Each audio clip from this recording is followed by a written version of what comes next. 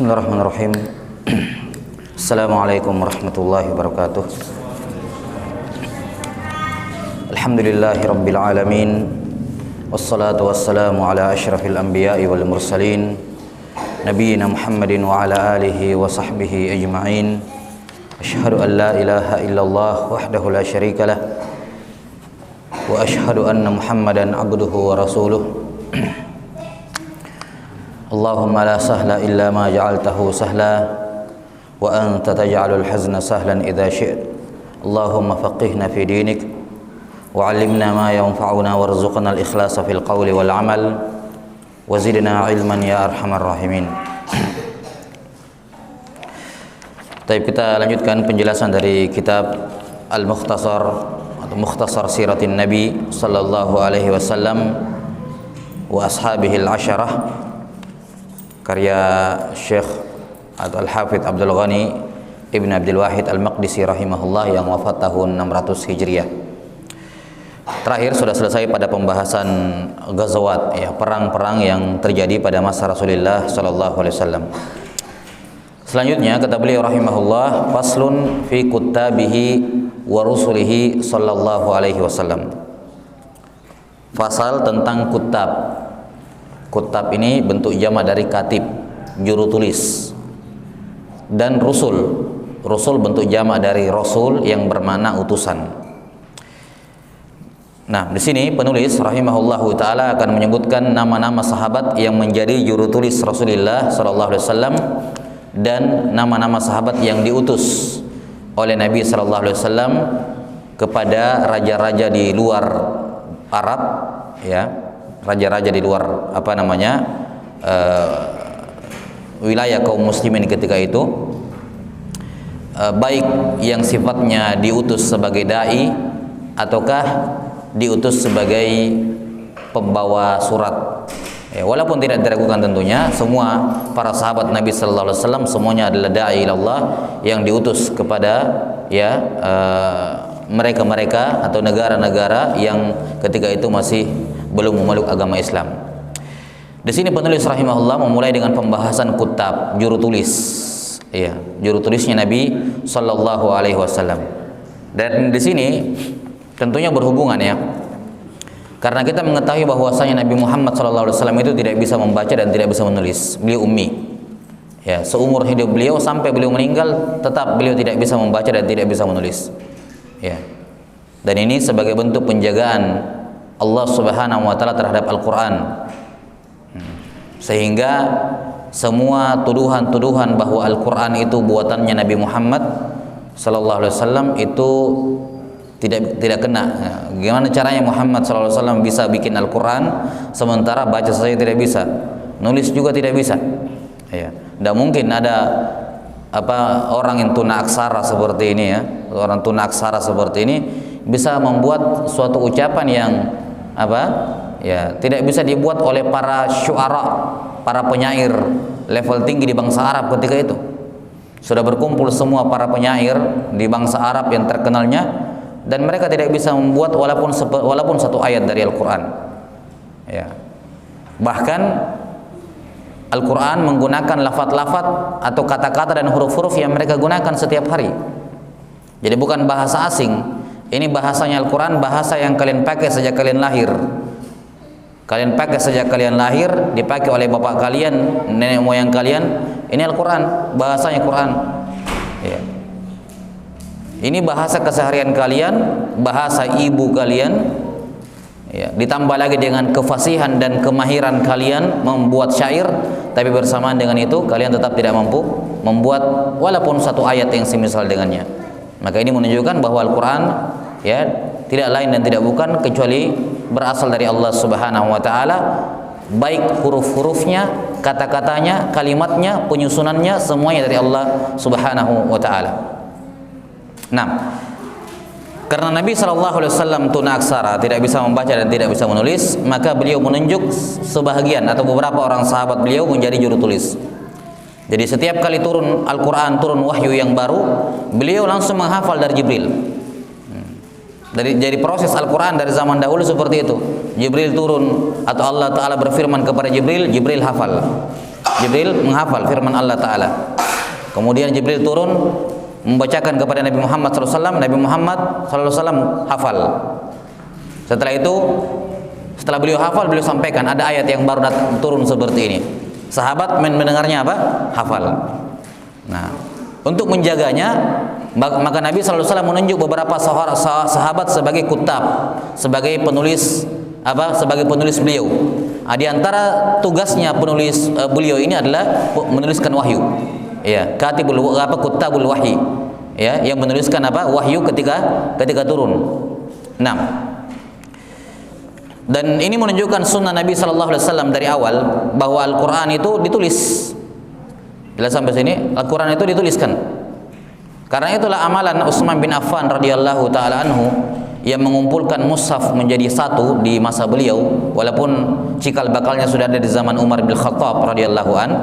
Ya, ini tentunya bukanlah istilahnya bukan suatu perkara yang melanggar syariat Nabi sallallahu alaihi wasallam. Karena ada sebagian mengatakan bahwasanya perbuatan Utsman bin Affan mengumpulkan mushaf menjadi satu itu dianggap sebagai suatu perbuatan baru dalam agama. Dikarenakan di zaman Nabi sallallahu alaihi wasallam itu tidak pernah dikumpulkan mushaf menjadi satu. Ya, dan ini tentunya ucapan seperti ini adalah ketidaktahuan terhadap dalil-dalil syarak secara umum dan juga dari sisi historis. Kenapa Utsman bin Affan radhiyallahu taala anhu mengumpulkan mushaf menjadi satu? Itu pun beliau hanya melanjutkan usaha yang dilakukan oleh Abu Bakar As-Siddiq radhiyallahu taala anhu.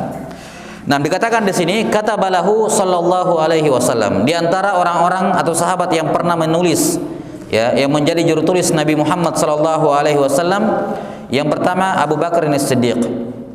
Abu Bakar As-Siddiq radhiyallahu taala an, nama beliau Abdullah bin Utsman. Abdullah bin Utsman. Wa Umar bin Khattab, wa Utsman bin Affan, wa Ali bin Abi Thalib.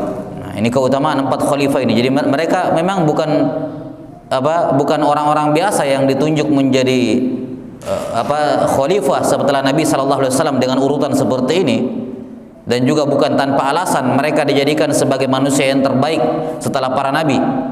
Ya, setelah para nabi. Manusia yang terbaik setelah para nabi adalah Abu Bakar, kemudian Umar, kemudian Utsman, kemudian Ali radhiyallahu anhum ajmain. Mereka punya peran dalam berbagai macam urusan agama. Ya. Dalam masalah Quran mereka menghafalkan Quran. Dalam masalah penjagaan dan penulisannya mereka berperan serta sebagai juru tulis. Ya. Dalam masalah dakwah apalagi, ya kan? Mereka punya peran yang besar dalam jasa yang besar terhadap agama ini.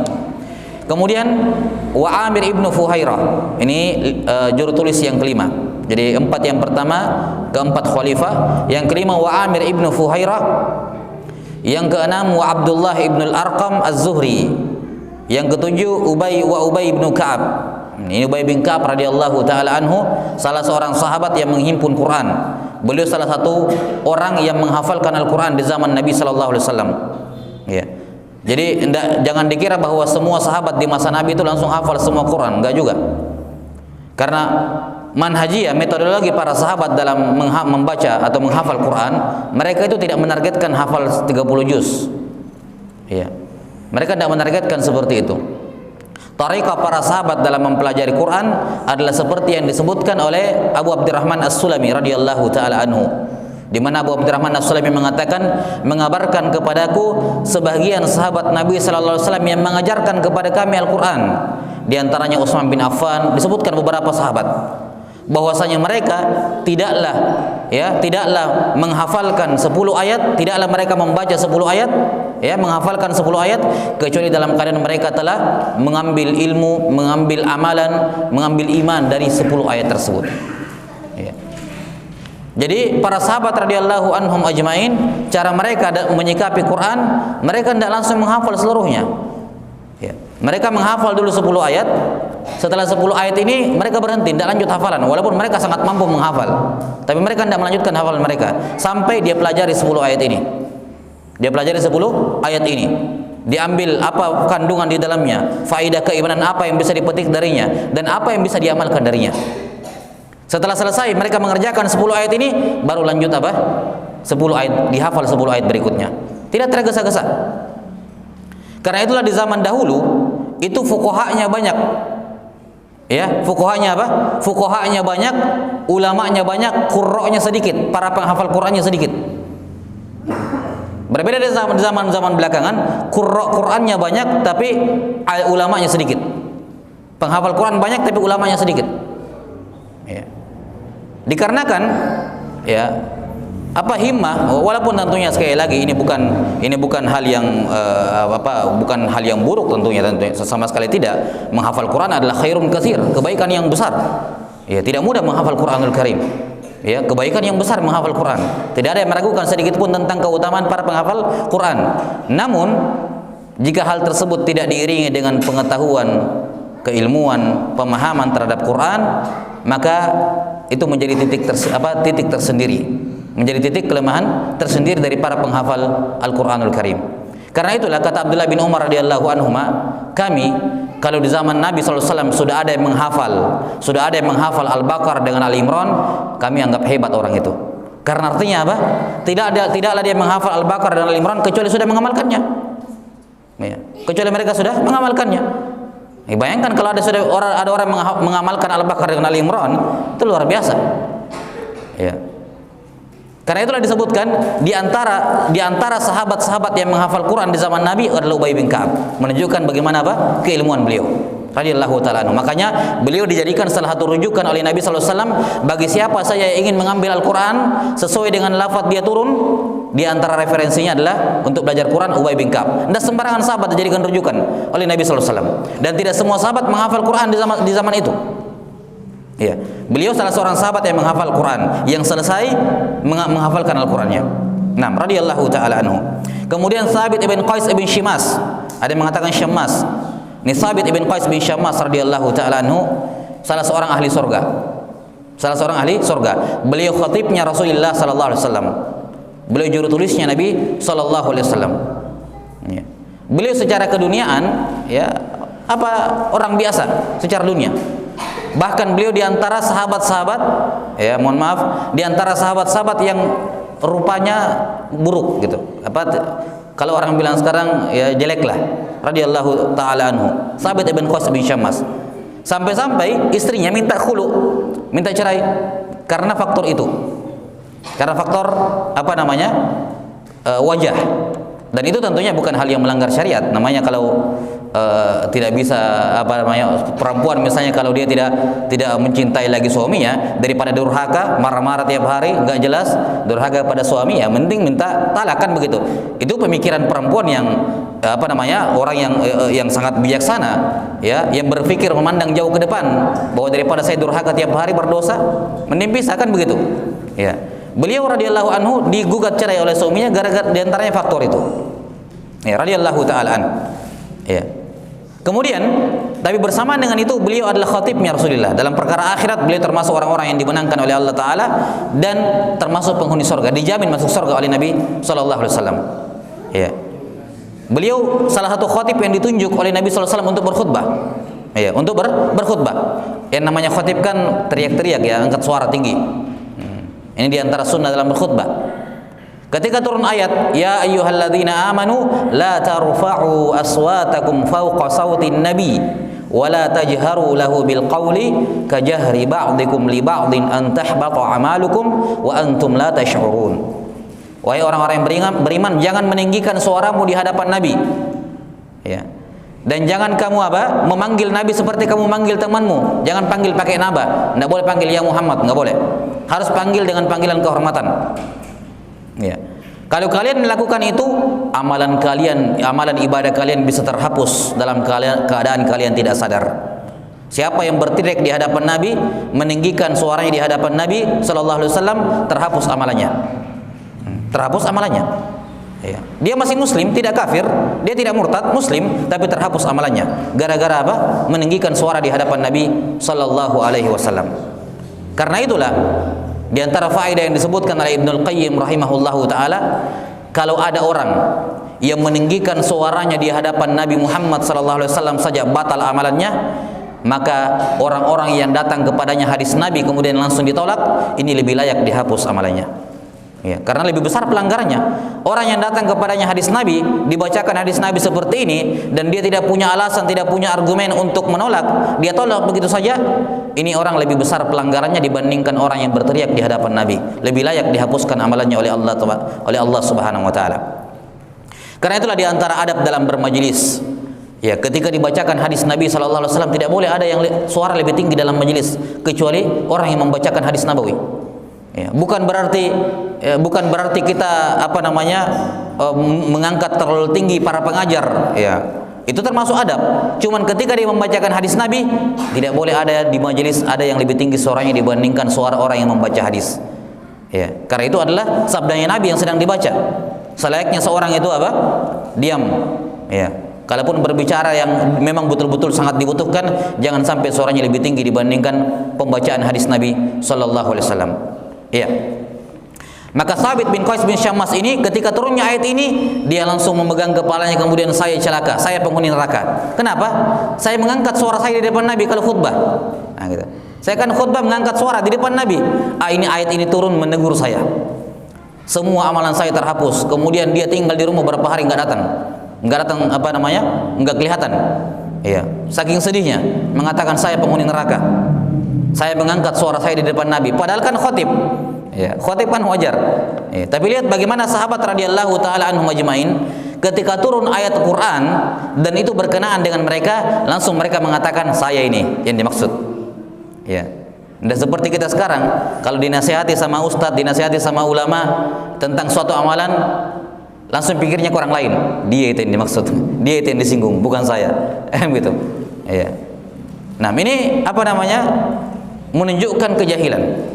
Maka para sahabat radhiyallahu anhum ajmain langsung merasa, ya, ketika Allah Taala menegur, walaupun bukan dia, tapi ada perbuatan beliau yang mirip-mirip seperti itu, langsung merasa. Ya. Maka suatu ketika Nabi sallallahu alaihi wasallam mencari mana Thabit, tidak kelihatan. Kata beliau, ya Rasulullah, dia tinggal di rumahnya menangis. Ya. Ya, menangis, katanya terhapus amalannya, dia penghuni neraka. Gara-gara kenapa? Karena katanya dia mengangkat suara di hadapan Anda, ya Rasulullah. Maka Nabi SAW bersabda kepada sahabat tersebut, akhbiruhu, kabarkan kepada dia, an innahu laisa min ahli nar wa innahu min ahli jannah. Dia bukan penghuni neraka, dia penghuni surga. Ini nas dari Nabi SAW menjamin beliau masuk surga. Dan kalimat dijamin masuk surga artinya dia tidak singgah ke neraka, gitu. Karena kan tidak semua orang masuk surga itu langsung masuk surga, kan begitu. Kita katakan semua orang mukmin, semua orang muslim kalau dia mati pasti masuk surga. Tapi ada yang ke neraka lebih dahulu. Ya, ada yang ke neraka lebih dahulu, ada yang langsung. Tapi intinya masuk surga. Sementara kalau dikatakan dijamin masuk surga, artinya dari awal dia masuk surga. Tidak ada kemungkinan dia masuk ke dalam neraka. Nah, kemudian berikutnya Khalid ibn Sa'id ibn al-As. Ini keberapa sudah? 4, 5, 6, 7, 8, 9. Juru tulis yang ke-9 Khalid ibn Sa'id ibn al-As. Nah, kemudian yang ke-10 Hamdalah ibn Rabi' al-Asadi. Yang ke-11 Zaid ibn Thabit. Zaid ibn Thabit. 6. Zaid ibn Thabit ini dulu diangkat menjadi anak angkat oleh Nabi sallallahu alaihi wasallam. Namanya Tanabbi. Tanabbi itu mengadopsi anak. Ini salah satu kebiasaan di bangsa Arab, mengadopsi anak. Ya. Cuman mereka itu kalau mengadopsi anak itu nama bapak kandungnya dihapuskan. Jadi bapak angkatnya yang dipasang namanya di belakangnya. Ya. Itu kebiasaan bangsa Arab. Sehingga ini bisa mengacaukan nasab. Nasab kan penting untuk masalah warisan. Bapaknya siapa? Dia kemana? Ya kan? Kemudian masalah pernikahan juga penting. Ya, dia dari keluarga besar mana? Nasab ini penting. Tatkala orang-orang Arab ya dalam mengadopsi anak, mereka menghapuskan nama bapak kandung mereka, nama bapak kandung si anak adopsi, dan dinisbatkan kepada bapak adopsinya ini, bapak angkatnya. Islam turun menegur, meluruskan bahwa tidak boleh lagi ada yang seperti itu. Kamu mau pelihara anak silakan, tidak dilarang. Ya, kamu mau pelihara anak silakan, tidak dilarang. Ya, ada kekhawatiran kalau masih bayi, ya, kamu bisa jadikan dia mahram lewat susuan. Kalau istrimu menyusui, kamu susui. Atau misalnya kalau istrimu tidak punya air susu, saudarinya istrimu, supaya nanti jadi keponakanmu juga. Kan begitu. Ada cara untuk menjadikan orang-orang yang bukan bayi-bayi, yang bukan mahram bisa menjadi mahram. Jangan khawatir. Kalau mau merawat ada jalannya. Ya. Silakan merawat, mengangkat anak dan seterusnya, tapi masalah bapak kandung nggak boleh digugat. Harus yang ditaruh di di belakang namanya haruslah bapak kandungnya, tidak boleh bapak angkatnya. Ya. Jelas ya? Allah Subhanahu wa taala menyebutkan di awal surah Al-Ahzab dalam ayat di awal surah Al-Ahzab,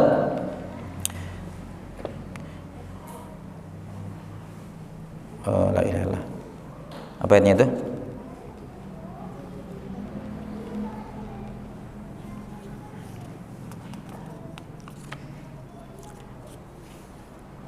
Wala yaj'alu, apa ayatnya? Adiyaakum abnaakum dzalikum qaulukum bi afwahikum. Wallahu yaqulul haqqa wa huwa yahdis sabil. Ud'uuhum li abaihim huwa aqsatu 'indallah. Nah, Allah Subhanahu wa taala menyebutkan dalam Al-Qur'an, wa ma ja'ala adiyaakum abnaakum. Nah, dan Allah taala tidak pernah menjadikan anak angkat kalian sebagai anak angkat kalian sebagai anak kandung kalian. Enggak boleh mewarisi harta kalian. Dia anak angkat, nasabnya beda bapaknya. Ya. Di antara prasyarat warisan adalah adanya hubungan nasab. Kan begitu, adanya hubungan nasab. Cuma 3, nasab, perkawinan, sama memerdekakan budak. Hanya 3 sebab warisan itu. Ya. Nah, dan Allah Ta'ala tidak menjadikan anak angkat kalian sebagai anak kandung kalian. Dzalikum qaulukum bi afwahikum. Itu hanyalah kalian menisbatkan anak angkat kepada bapaknya disandarkan kepada bapak angkatnya, itu hanya ucapan kalian sendiri. Ya. Kebohongan. Wallahu yaqulul haqqa wa huwa yahdis sabil. Allah mengucapkan yang benar dan menunjukkan kepada yang hidayah. Ya. Nah, ud'uuhum li abaihim huwa aqsatu 'indallah. Panggillah mereka dengan nama bapak kandung mereka. Ya. Nah, maka dulunya nama beliau ini Zaid ibnu Muhammad. Nah, beliau sebelum diangkat menjadi nabi, Nabi Muhammad mengangkat dia sebagai anak angkat ini. Sebelum Islam datang, sebelum beliau diangkat menjadi nabi. Bahkan setelah beliau diangkat menjadi nabi, karena ayat itu kan turunnya di Madinah, belakangan dihapus hukumnya. Jadi dulunya Zaid ibn Thabit ini terkenal dengan Zaid ibnu Muhammad. Iya, sallallahu alaihi wasallam. Setelah turunnya ayat ini, Nabi sallallahu alaihi wasallam membatalkan. Ya, dan mengembalikan Zaid kepada nama bapaknya di belakangnya, dikatakan Zaid ibnu Thabit. Jelas sampai sini, Zaid ibnu Thabit. Dan beliau adalah satu-satunya sahabat yang namanya tersebut dalam Quran, yang disebut dengan namanya, ya, dengan namanya. Adapun kalau isyarat banyak kan sahabat-sahabat yang disebut dalam Quran, tapi secara nama beliau satu-satunya sahabat yang disebut namanya dalam Quran. Falamma qada Zaidum minha watara zawwajnakaha. Ya. Setelah Zaid menyelesaikan urusannya dengan istrinya, siapa istrinya? Istri Nabi sallallahu alaihi wasallam yang kemudian menjadi istri Nabi sallallahu alaihi wasallam, zawwajnakaha, kami nikahkan kamu dengan istrinya. Yani di zaman dulu di bangsa Arab itu, karena anak angkat dianggap sebagai anak kandung, maka istrinya anak angkat itu tidak boleh dinikahi sama bapak angkatnya. Zaid bin Thabit ini punya istri, ya kan? Istri. Dia cerai dari Zaid, kemudian Nabi sallallahu alaihi wasallam menikahinya. Ya. Dan Allah Taala menegaskan hal tersebut bahwa itu tidak masalah. Ya, itu tidak terlarang. Itu bukan karena kamu tidak punya hubungan sama sekali kekeluargaan dengannya. Tidak ada hubungan mahram dengannya. Tidak kepada si Zaid, tidak juga dengan istrinya. Ya, maka Nabi sallallahu alaihi wasallam menikahi siapa? Siapa namanya, saya lupa deh. Zainab, ya, yang tersebut dalam riwayat Al-Bukhari. Ya, Zainab radhiyallahu taala anha. Ya, di mana Zainab ini adalah satu-satunya istri Nabi yang dinikahkan tanpa wali. Satu-satunya istri Nabi yang dinikahkan bukan oleh orang tuanya, tapi langsung oleh Allah Taala dalam Al-Qur'an. Ya, langsung Allah yang nikahkan. Makanya kalau ada kecemburuan biasa di antara istri-istri Nabi, persaingan yang biasa di antara sesama istri Nabi sallallahu alaihi wasallam, Zainab cuman dikatakan dalam riwayat Bukhari, wa kanat tafkharu ala nisa'in Nabi sallallahu alaihi wasallam. Beliau itu berbangga di hadapan istri Nabi yang lain. Kalau ada yang mau coba-coba bilang saya lebih baik, ya, beliau hanya mengatakan zawwajakunna abaukun wa zawwajani Allahu min fawqi sab'i samawati. Kalian itu semua dinikahkan oleh bapak kalian sendiri. Adapun saya, Allah di atas langit yang ketujuh langsung menikahkan saya dengan Nabi sallallahu alaihi wasallam. Ya, kurang afdol apa kan begitu kalau mau tanding-tandingan. Ya, radhiyallahu taala anha. Ya, Maimunah ini yang tadinya merupakan istri Zaid ibnu Thabit. Setelah selesai kata Allah taala, "Falamma qadha Zaidum minha watara." Setelah Zaid sudah menyelesaikan urusannya dengan Zainab ini, zawwajnakaha. Kami nikahkan kamu dengannya. Langsung. Ini apa namanya? Allah taala langsung menjadi walinya. Ya, apa yang langsung menikahkan Zainab radhiyallahu taala anha dengan Nabi sallallahu alaihi wasallam. Berikutnya adalah Khalil Mukminin, pamannya kaum mukminin Muawiyah ibn Abi Sufyan, yang menjadi khalifah setelah Ali bin Abi Thalib setelah Al Hasan, setelah Ali bin Abi Thalib, Al Hasan dulu selama 6 bulan, setelah itu baru Muawiyah bin Abi Sufyan. Di mana Al Hasan bin Ali bin Abi Thalib sebenarnya lebih layak menjadi khalifah ketika itu, cuman untuk mendamaikan dua pasukan kaum muslimin, beliau tanazul, beliau beliau mengalah dan menyerahkan kepemimpinan kepada Muawiyah ibn Abi Sufyan. Ya, dan itu kisah di tempat lain kita ceritakan bagaimana hampir terjadi perang saudara di antara kaum muslimin. Sudah waktu belum? Iya. Kemudian ini Muawiyah bin Abi Sufyan dikatakan Khalil Mukminin, pamannya kaum mukminin. Kenapa pamannya kaum mukminin? Karena saudari beliau yakni Habibah, Ummu Habibah bintu Abi Sufyan adalah istri Nabi sallallahu alaihi wasallam. Ya, istri Nabi sallallahu alaihi wasallam, Ummu Habibah bintu Abi Sufyan. Beliau dinikahi oleh Nabi sallallahu alaihi wasallam, akan datang nanti kisahnya, ketika Ummu Habibah sedang di Habasyah, hijrah pertama di Habasyah itu, Nabi sallallahu alaihi wasallam menikahi beliau dari jarak jauh. Ya, dari jarak jauh, di mana suaminya Ummu Habibah meninggal ketika di Habasyah, ya, sehingga dia sendirian di sana. Ya, tidak ada mahram yang lain kecuali suaminya meninggal. Maka Nabi sallallahu alaihi wasallam kemudian memberikan kabar, menginformasikan kepada Raja Najasyi, ya, bahwa beliau akan menikah dengannya. Maka Najasyi yang kemudian menjadi wakil dari Nabi sallallahu alaihi wasallam menyerahkan maharnya. Nah, Abu Sufyan sendiri mertua Nabi sallallahu alaihi wasallam ini adalah pemimpin kaum musyrikin di perang Badar. Ya, pemimpin kaum musyrikin di perang Badar, Abu Sufyan. Ya. Jelas ya? Yang kemudian beliau baru masuk Islam belakangan di Fathu Mekah tahun 8 Hijriah. Di Fathu Mekah tahun 8 Hijriah barulah mertua beliau masuk Islam. Abu Sufyan, nama beliau Sakhar ibn Harb radhiyallahu taala an. Akan datang nanti kisahnya dalam surat Nabi sallallahu alaihi wasallam kepada Heraklius, raja Romawi. Kemudian berikutnya Syurahbil ibnu Hasanah. Ini juga salah seorang juru tulis Nabi sallallahu alaihi wasallam, Syurahbil ibnu Hasanah. Kemudian wakana Muawiyah bin Abi Sufyan, selesai ya. 4, 5, 6, 7, 8, 9, 10, 11, 12, 13 orang. 13 orang juru tulisnya Nabi sallallahu alaihi wasallam. Ya. Kemudian wakana Muawiyah bin Abi Sufyan wa Zaid ibn Thabit alzamahum lidzalik wa khassahum bih. Nah, dan Muawiyah bin Abi Sufyan serta dari 13 orang ini, Muawiyah bin Abi Sufyan dan Zaid bin Thabit ini yang paling sering bersama Nabi. Ya, ketika di hadar, di safar, beliau berdua ini yang paling sering menjadi juru tulis Nabi sallallahu alaihi wasallam. Ya, bahkan dan keduanya memang dikenal sebagai katibul wahyi, penulis wahyu. Setiap kali ada wahyu turun, beliau panggil Muawiyah atau beliau panggil Zaid bin Thabit untuk menuliskan wahyu yang baru saja turun. Wa khassahum bihi, dan orang yang paling juru tulis yang paling spesial di sisi Nabi sallallahu alaihi wasallam. Nah,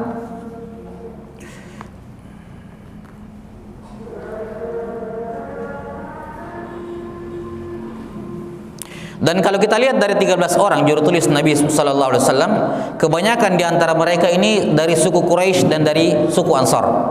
Ya, dari Quraisy seperti 4 orang ya, 4 orang yang pertama Khalifah Al-Arba semuanya dari suku Quraisy. 6. Dan juga dari Al-Ansar, dari kaum Ansar. Ya, ada beberapa sahabat yang keluar yang di luar daripada itu, yakni bukan dari suku Quraisy, bukan juga dari suku Ansar, seperti misalnya sahabat Hamdalah ibn Rabi'. Hamdalah ibn Rabi' ini dari suku Tamim. Dari suku Tamim. 6. Dan tentunya hal ini semakin mempertegas keutamaan Muhajirin dan Ansar. Ya. sekali Muhajirin secara khusus kaum Quraisy, sahabat-sahabat dari suku Quraisy. 6.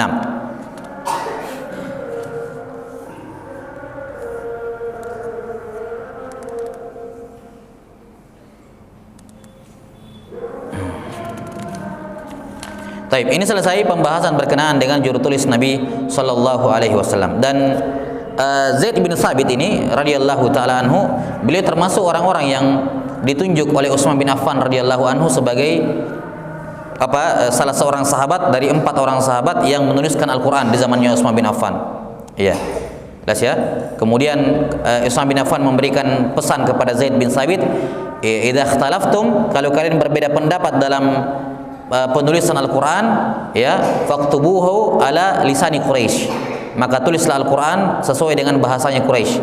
Karena kita tahu bahwa Al-Quran itu diturunkan di atas 7 logat, ya, 7 logat bangsa Arab. Iya. 6. Artinya asal Al-Quran itu turun, bahasa asal Al-Quran turun dari Allah Ta'ala ke Jibril kepada Nabi Muhammad SAW, itu asalnya dengan bahasa Quraisy, logatnya Quraisy. Ya, cuman ada beberapa bangsa suku-suku Arab di sekitar Mekah ketika itu yang beda bahasanya dengan beda dengan bahasanya Quraisy. Ini sama-sama bahasa Arab, cuma logatnya beda. Kalau kita logat Bantaeng dengan logat Makassar kan ada beberapa perbedaan, kata-kata perbedaan, kemudian cara pengucapannya juga berbeda. Nah, seperti itu.